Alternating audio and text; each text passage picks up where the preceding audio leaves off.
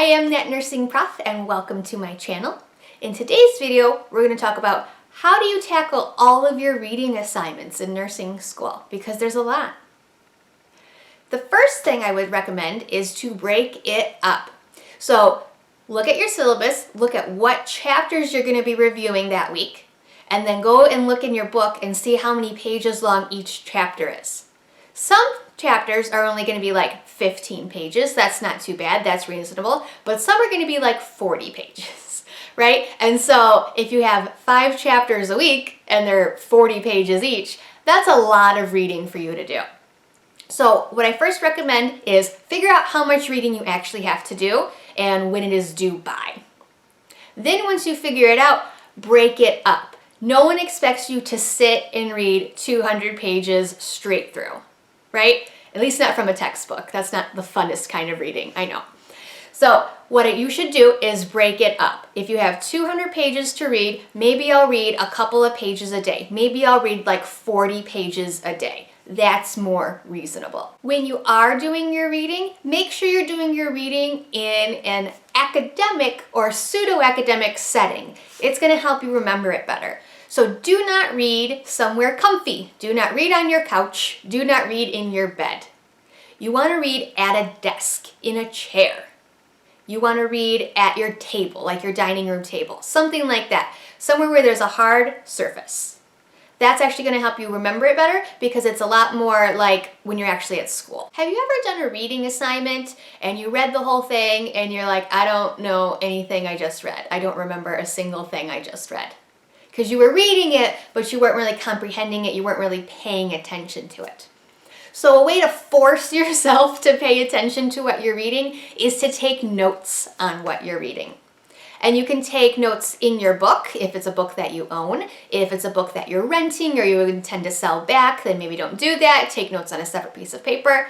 But taking notes on what you're reading is actually going to force you to pay more attention to what you're reading. And you're not just going to like glaze through it and go, oh wait, what did I just read? And then read it 5 times and not actually comprehend any of it. So take notes on what you're reading. If you are in a setting where you can do this, I recommend reading aloud. So reading to yourself. Now, if you're in a crowded library, people are going to look at you like you're crazy. Obviously, don't do that. But if you're at home or in your dorm or something like that, then yes, read out loud to yourself because you are going to remember it better and it forces you to pay more attention to the things that you are reading. And I know we're talking about textbooks here, but let's not forget you do need to read your ATI book too. If you go to a school that utilizes ATI, then you definitely want to read your corresponding ATI chapters.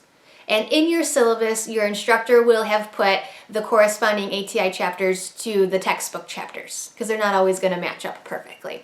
And I actually really like ATI books because they're very short. They're short little summaries of each chapter. So you might have a 68-page textbook chapter on wounds, but your ATI book is only going to be about like 5 pages long.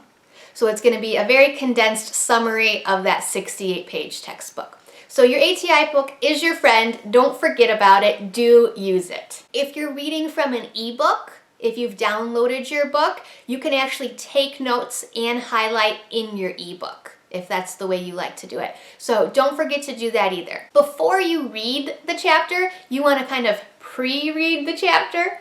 And what I mean by that is skim through it and look at like the headers, look at any bolded words like vocab words, and you're going to use this to make your outline for when you take your notes on the chapter. And it's going to keep everything a little bit more organized for you. And then finally, pay attention to the tables and the boxes within the chapter.